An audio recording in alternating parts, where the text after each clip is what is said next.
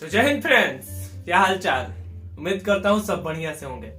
तो आज चलिए क्लास 10 का चैप्टर नंबर जो 6 है त्रिभुज, उसके हम देखते हैं इसमें क्या क्या पढ़ना रहता है। ठीक है, तो सबसे पहले इसे टॉपिक 1 जो है त्रिभुज में हमें पढ़ना होता है सर्वांगसम आकृति यानी समरूप आकृति। समरूप आकृति क्या होता है? जो आकृति एक जैसा दिखाई देता है। जैसे हम कुछ यहाँ पर आकृति बनाए हैं, जैसे ये सर्कल है, थोड़ा सा इधर उधर हो गया होगा तो आकृति थोड़ा मुझे अच्छा नहीं बनाना आता है, लेकिन लगभग बन गया है। अच्छा, तो ये सर्कल है, ये सर्कल क्या है? समरूप है। ये भी समरूप है। यदि ये ए बी सी आकृति हो तो ये ए बी सी क्या है? समरूप है। ये तीनों क्या है? समरूप है। वैसे ही ये है, ये क्या है? समरूप है। यहाँ पर नोट में जो दिया हुआ है, सभी सर्वांगसम आकृति समरूप होता है। सभी सर्वांगसम आकृति समरूप होता है। इसका मतलब कहने का समझिए क्या, जितने भी सर्वांगसम आकृति होते हैं वो क्या होता है? समरूप होता है। अब देखिए, सर्वांगसम कहने का मतलब क्या होता है और समरूप का मतलब क्या होता है। पहले तो ये कंफर्म होना जरूरी है कि सर्वांगसम क्या होता है, समरूप क्या होता है। तो देखिए, सर्वांगसम आकृति वो होता है, सर्वांगसम आकृति वो होता है जिसमें क्या हो उसका, जैसे ये मान लीजिए वृत्त है, वृत्त इसका रेडियस जो है, रेडियस सबके लिए अलग अलग है। R1 होगा, इसका R2 होगा, इसका R3 होगा, ऐसे करके, या फिर R3 R4 ऐसे करके होगा ना। इसका रेडियस अलग अलग रेडियस होगा। देखिए, मतलब बड़ा छोटा या फिर कुछ भी हो जाए उससे अंतर नहीं है। अगर बड़ा छोटा सेम केवल देखने में है तो वो तो समरूप कहलाता है। देखने में सेम है तो समरूप कहलाएगा। लेकिन सर्वांगसम केवल देखने में सेम नहीं होना चाहिए, एग्जैक्ट सेम होना चाहिए। यानी इसका यदि रेडियस जो है 5 है, इसका रेडियस यदि 5 है और इसका रेडियस भी 5 यूनिट है, इसका रेडियस भी 5 यूनिट, तो ये क्या कहलाएगा? समरूप कहलाएगा। लेकिन अगर इसका रेडियस आपको नहीं दिया गया है कि दोनों का रेडियस सेम है, अगर हम कह दे कि बी और सी का जो त्रिज्या है क्या है? सामान्य है। सामान्य है। बी और सी का जो त्रिज्या है, यदि हम कह दें कि ये बी और सी का जो त्रिज्या है वो सामान्य है, तो यदि ऐसा हम कह देते हैं तब ये दोनों बी और सी क्या हो जाएगा? समरूप हो जाएगा। समरूप हो जाएगा। क्या हो जाएगा? सॉरी, सर्वांगसम हो जाएगा।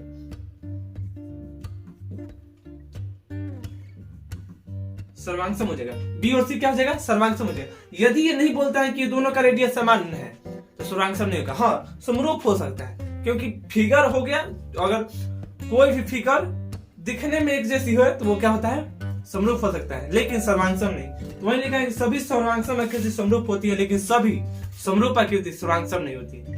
सभी सर्वांगसम समरूप होती है, लेकिन सभी समरूप सर्वांगसम नहीं होती है। तो उम्मीद है कि सर्वांगसम और समरूप समझे होंगे।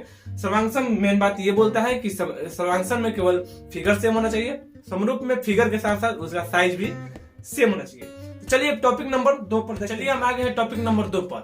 अब देखिए, टॉपिक नंबर 2 में एक नोट लिखा हुआ है जिसे हम पढ़कर आपको बताते हैं। अब खुद भी देख सकते हैं, हम पढ़ के बताते हैं ये कहना क्या चाहता है। कहता है कि यदि किसी त्रिभुज के एक भुजा के समानांतर अन्य दो भुजाओं को भिन्न भिन्न बिंदुओं पर प्रतिच्छेद करने के लिए एक रेखा खींचा जाए तो ये अन्य दो भुजाओं को एक ही अनुपात में क्या करेगा? विभाजित करेगा। थोड़ा राइटिंग में सही नहीं है, लेकिन कर लीजिएगा, देख लीजिएगा, लिखा सही हूं। बोल रहा है कि यदि किसी त्रिभुज की एक भुजा के समानांतर, मान लीजिए कुछ त्रिभुज हुए, जैसे हम बताते हैं आपको, मान लीजिए कोई क्या है? त्रिभुज है। त्रिभुज सबको पता है किसे कहते हैं? जिसका तीनों कोण का योग 180 डिग्री हो, जिनकी 3 भुजा हो, त्रिभुज हो गया। तो देखिए, यदि किसी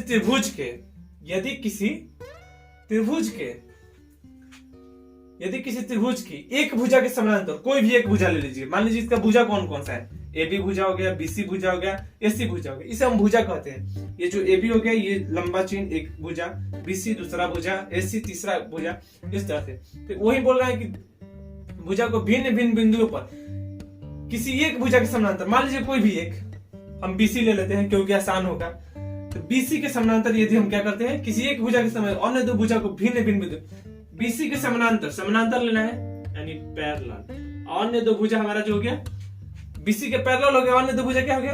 ए बी और ए सी के काटता है। तो मान लीजिए काटता है एम और एन बिंदु पर, एम और एन बिंदु पर काटता है, एम और एन बिंदु पर काटता है। तो बोलता क्या है? भिन्न भिन्न बिंदु पर प्रतिच्छेद करने के लिए एक रेखा खींचा जाए। तो ये अन्य दो भुजाओं को एक ही अनुपात में विभाजित करता है। यानी कहना चाहता है कि अगर ये दोनों पैरेलल हैं, ये दोनों यदि बोल रहा है कि यदि एम एन क्या हो, पैरेलल हो बीसी के, एम एन पैरेलल हो किसके, बीसी के, तो यहां से जो आएगा तो क्या होगा, ए एम बटा एम बी, ए एम बटा M B is equal to हो जाएगा ए एन बटा एन सी। यानी ये दोनों का अनुपात क्या हो जाएगा, अन्य दो भुजाओं के एक ही अनुपात में क्या करेगा, विभाजित करेगा। यानी इस दोनों का अनुपात क्या होगा, यानी ये जितना होगा उतना ही ये होगा, ये जितना होगा उतना ही ये होगा, यानी सेम अनुपात में ये दोनों को क्या करेगा, विभाजित करेगा। समझ गए?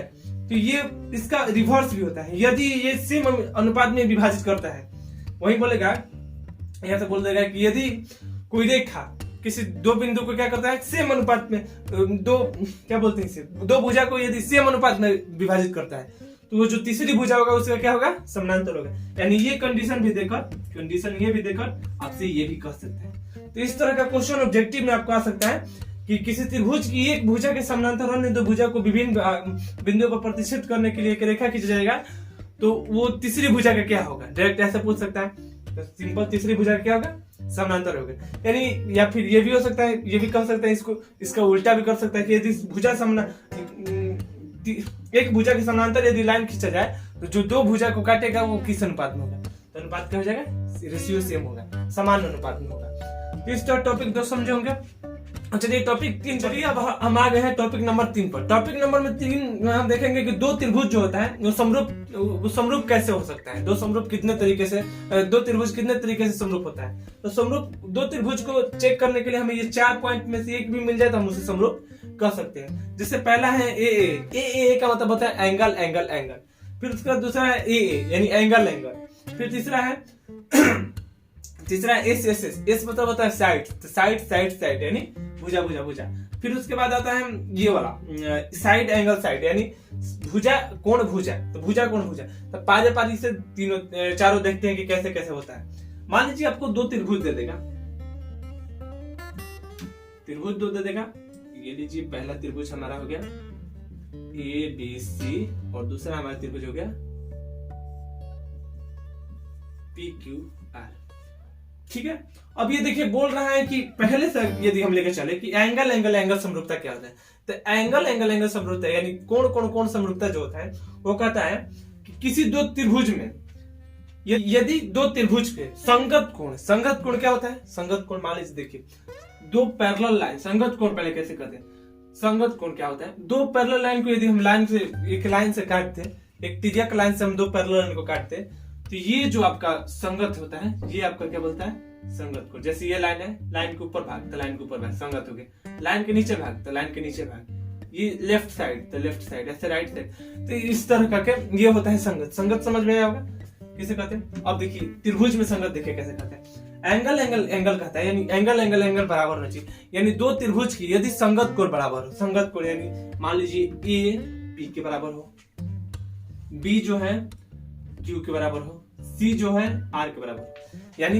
एक नंबर हम कहें तो वो बोल रहे हैं कि एंगल ए इसका संगत कोण क्या है बी, एंगल बी इसका संगत कोण क्या है क्यू, और एंगल सी इसका संगत कोण क्या है आर। यदि देखिए अब एंगल एंगल एंगल हो गया, एंगल एंगल एंगल, यदि तीनों ये आपस में बराबर हो, यानी ये भी कुछ उतना हो 60 डिग्री, ये भी 60 हो, ये भी 60 हो, ऐसे करके मतलब कुछ भी हो सकता है, मतलब ए पी के बराबर, बी क्यू के बराबर, सी आर के बराबर। यदि ये तीनों हो तो ये क्या होगा, ये होगा समरूप है। यानी यदि ऐसा हो तो ट्रायंगल ए बी सी समरूप होगा ट्रायंगल पी क्यू आर के। इस तरह से हम इसे समरूप कर सकते हैं। अब इस तरह का क्वेश्चन पूछ देता है तो प्रूवमेंट के लिए भी काम आता है।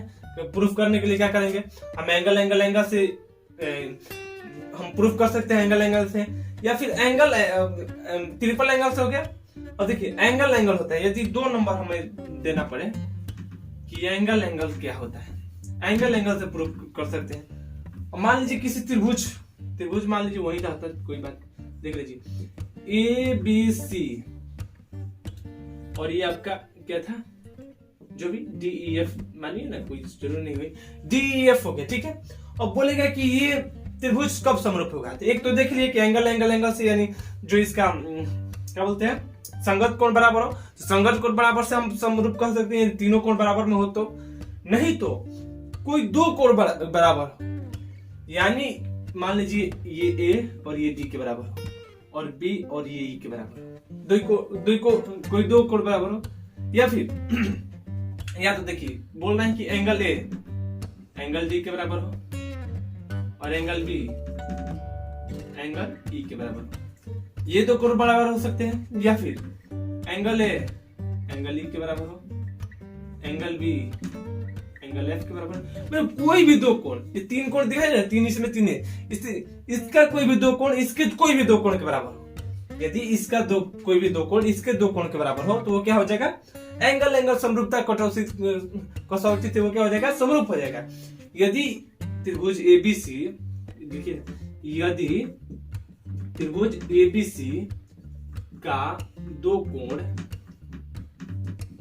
त्रिभुज DEF के दो कोण के साथ क्या हो, बराबर के साथ क्या हो, बराबर हो।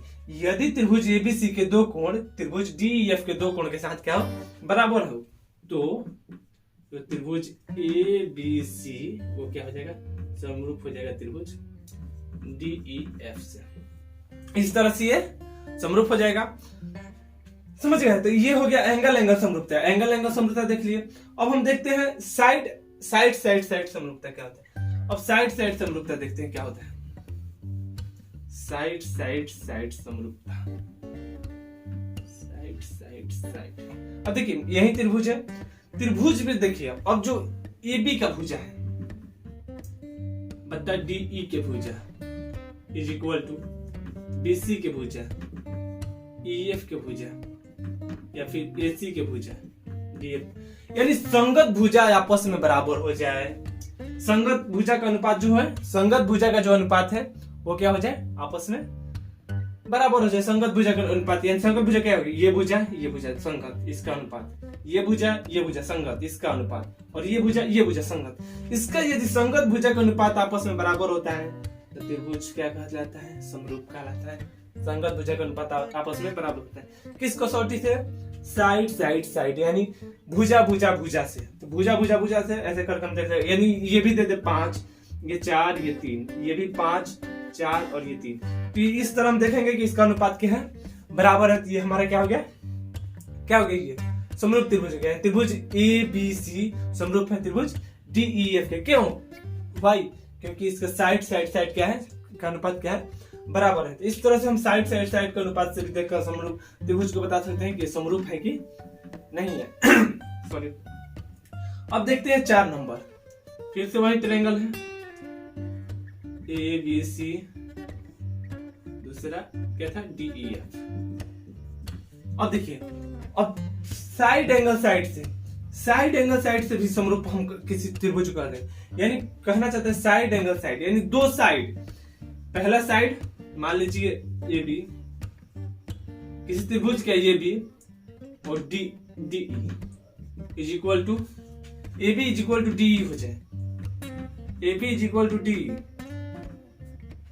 फिर मान लीजिए BC is equal to EF। कोई भी दो साइड और एक एंगल, कोण A इज इक्वल टू कोण यदि दो त्रिभुज में कोई भी दो साइड, ये दोनों ये या फिर ये ले लीजिए दो, ये दो ले लीजिए, या फिर कोई भी दो साइड ले लीजिए, दो साइड कोई भी तीन एंगल है ना, तीनों एंगल में से कोई भी एक एंगल, दो साइड एक एंगल यदि बराबर हो जाता है, किसी दो त्रिभुज के दो साइड दो एंगल एक एंगल यदि बराबर हो जाता है तो वो साइड एंगल साइड समरूपता से दोनों त्रिभुज क्या होगा, आपस में समरूप होगा। साइड एंगल साइड समरूपता से दोनों त्रिभुज आपस में समरूप होगा। कब, यदि किसी त्रिभुज के दो साइड एक एंगल बराबर हो। अब देखिए, यदि किसी त्रिभुज के तीनों साइड भी यदि बराबर हो, तीनों साइड साइड ये साइड तीनों साइड बराबर हो तो वो साइड समरूपता से क्या हो जाएगा, समरूप हो जाएगा। यदि किसी ट्रायंगल के दो एंगल बराबर हो, मान लीजिए ये भी 60 है, ये भी 60 है, ये 50 है और ये भी 50 है, दो एंगल बराबर हो तो वो एंगल समरूपता से क्या हो जाएगा, समरूप हो जाएगा। यदि किसी त्रिभुज के संगत एंगल, यानी एंगल ये इसके बराबर, ये इसके बराबर, ये इसके बराबर, संगत एंगल यदि बराबर है तो वो क्या हो जाएगा, समरूप होगा। किस कसौटी से, एंगल कसौटी से ये समरूप होगा। समरूप का त्रिभुज का बहुत मतलब समझिए कि डिटेल में पढ़ाना रहता है। इतना शॉर्ट वीडियो में हम ज्यादा तो बता नहीं सकते हैं। आशा करते हैं कि पढ़े होंगे तो समझ में आया होगा, नहीं तो अगर आप पहली बार वीडियो देख रहे होंगे तो समझ में तो नहीं आएगा शायद। ऐसे तो कोशिश की है कि पूरा समझा दे समरूपता को। तो ये टॉपिक शायद 3 था, टॉपिक नंबर अब 4 देखते हैं। चलिए तो हम टॉपिक नंबर 4 पर आ गए। टॉपिक नंबर 4 देखिए कुछ लिखा हुआ है, वो क्या लिखा हुआ है हम पढ़कर आपको सुनाते हैं। बोला है कि दो समरूप त्रिभुजों के क्षेत्रफल का अनुपात उसके संगत भुजाओं के अनुपात के वर्ग के बराबर होती है। यानी दो समरूप त्रिभुज, ऐसा कोई भी त्रिभुज नहीं ले सकते हैं। कैसा त्रिभुज होना चाहिए, समरूप त्रिभुज हो। यदि दो समरूप त्रिभुज हो और उसका क्षेत्रफल का अनुपात, मान लीजिए एक त्रिभुज जो है एबीसी है, ट्रायंगल एबीसी है, और क्या बोल रहे हैं, ट्रायंगल एबीसी समरूप है ट्रायंगल डीईएफ के। तो बोल रहे हैं कि दो समरूप त्रिभुजों के क्षेत्रफल का अनुपात, इसका क्षेत्रफल का यदि हम अनुपात करेंगे, यानी एरिया ऑफ ट्रायंगल एबीसी बटा एरिया ऑफ ट्रायंगल डीईएफ, दो समरूप त्रिभुजों के क्षेत्रफल के अनुपात उसके संगत भुजाओं के अनुपात के बराबर हो। संगत भुजाओं के अनुपात के बराबर होते हैं। संगत भुजा तो अभी आपको बताएं क्या होता है, ये ए हो गया, बी हो गया, सी हो गया, डी ई एफ हो गया, यही ना है डी ई एफ। तो देखिए संगत भुजा क्या हो गया, ए बी संगत, ए बी किसके संगत, डी ई के, बी सी किसके संगत, ई एफ के, एसी किसके संगत, डी एफ के। तो संगत भुजाओं के अनुपात के वर्ग के बराबर होते हैं, यानी ए बी बटा डी ई के अनुपात के वर्ग, यानी स्क्वायर के बराबर होता है, वर्ग के। ठीक, और उसके बाद ए बी बटा या तो ये हो सकता है, या फिर बी सी बटा ई एफ के स्क्वायर के बराबर होता है, या फिर ए सी बटा डी एफ के स्क्वायर कर दीजिए। और देखिए इससे क्या फायदा होगा आपको, दो संगत त्रिभुज का क्या देगा, संगत भुजाओं का अनुपात दे देगा, बोलेगा इसका एरिया निकालिए, या फिर एरिया देकर इसका अनुपात पूछ सकता है। समझ गए, तो इस तरह से इस फार्मूला से निकाल सकते हैं। बहुत इंपॉर्टेंट फार्मूला है। ठीक है, अब टॉपिक नंबर देखते हैं 5 में क्या। चलिए आगे है टॉपिक नंबर 5 पर। टॉपिक नंबर 5 जो है आपका, वो देखिए क्या करना चाहता है। ये बोल रहा है कि यदि एक समकोण त्रिभुज के समकोण वाले शीर्ष, समकोण त्रिभुज सबको पता है जिसका एक कोण कितना हो, 90 डिग्री का हो। ठीक है, तो यदि एक समकोण त्रिभुज के समकोण वाले शीर्ष से उसके कोण पर लंब डाला जाए तो लंब के दोनों ओर बनने वाले त्रिभुज संपूर्ण त्रिभुज के समरूप होता है तथा परस्पर भी समरूप होता है। अब देखिए कहना क्या चाहता है, ये कहना चाहता है कि मान लीजिए यदि कोई त्रिभुज हो, कैसा त्रिभुज हो, त्रिभुज का कंडीशन है समकोण त्रिभुज हो। मान लीजिए ये कैसा है, समकोण त्रिभुज है। हम एक समकोण त्रिभुज ले लेते हैं, ये हो गया हमारा समकोण त्रिभुज ए बी सी, जिसका कोण बी क्या है, समकोण है 90 डिग्री। तो बोल रहा है कि समकोण त्रिभुज समकोण वाले शीर्ष से, यानी समकोण वाले शीर्ष से किस पर, कर्ण पर। ये समकोण के जो ऐसे होता है उसे हम आधार बोलते हैं। जो ऐसे खड़ा होता है समकोण के जो इस साइड होता है उसे हम आधार बोलते हैं। जैसे इस साइड खड़ा रहता है उसे हम क्या बोलते हैं, लंब। और जो समकोण के सामने जो होता है समकोण के, उसे हम क्या बोलेंगे हमेशा, कर्ण। यदि समकोण ये होता है तो इसका कर्ण क्या होता है, ये। यदि समकोण ये होता है तो इसका कर्ण क्या होता है, ये। यानी समकोण के जो सामने वाला होता है उसे हम कर्ण बोलते हैं। तो बोल रहे हैं कि कर्ण पर लंब डाले। यदि हम इस पर यदि लंब डाल देते हैं, इस पर हम लंब डाल देते हैं, तो बोल रहे हैं कि इस पर यदि लंब डाले तो लंब डाल दीजिए, मान लीजिए एम हो गया। संपूर्ण त्रिभुज के समरूप हो तो बनने वाला त्रिभुज जो होगा, दोनों साइड बनने वाला त्रिभुज, यानी बोल रहे हैं कि त्रिभुज ए बी एम तथा त्रिभुज बी एम सी, त्रिभुज ए बी एम तथा बी एम सी, दो त्रिभुज बना, एक त्रिभुज A B M B M C. ये दोनों त्रिभुज जो होगा वो समरूप होगा। किससे समरूप होगा, समरूप होगा किससे, समरूप होगा त्रिभुज जो है ABC, त्रिभुज ABC से दोनों त्रिभुज समरूप होगा। यानी जो बड़ा त्रिभुज है ABC उससे जो तीनों क्या होगा, ये भी समरूप होगा और ये भी समरूप होगा, अगर इस तरह का कंडीशन फॉलो करता है तो। और बोलता है कि ये क्या होगा, तथा परस्पर भी समरूप है। यानी परस्पर भी समरूप कहने का मतलब है कि त्रिभुज जो ABM है वो स्वयं भी त्रिभुज क्या है BMC से स्वयं समरूप होगा। अब किस कसौटी पर समरूप होगा, इसका आंसर जो है आप कमेंट में कर सकते हैं। उतना लंबा वीडियो हो जाएगा इसलिए बताएंगे नहीं। ऐसे देख लीजिए किस पर होगा। मान लीजिए कि ABM, यदि हम ये लेते हैं ABM, तो एक तो पहले ये कोण, ये एंगल ए जो है वो सेम हो गया, ठीक, एंगल ए सेम हो गया दोनों का। एक तो ये ABM ABC, तो ए एंगल ए सेम हो गया। फिर उसके बाद एंगल ए सेम हो गया।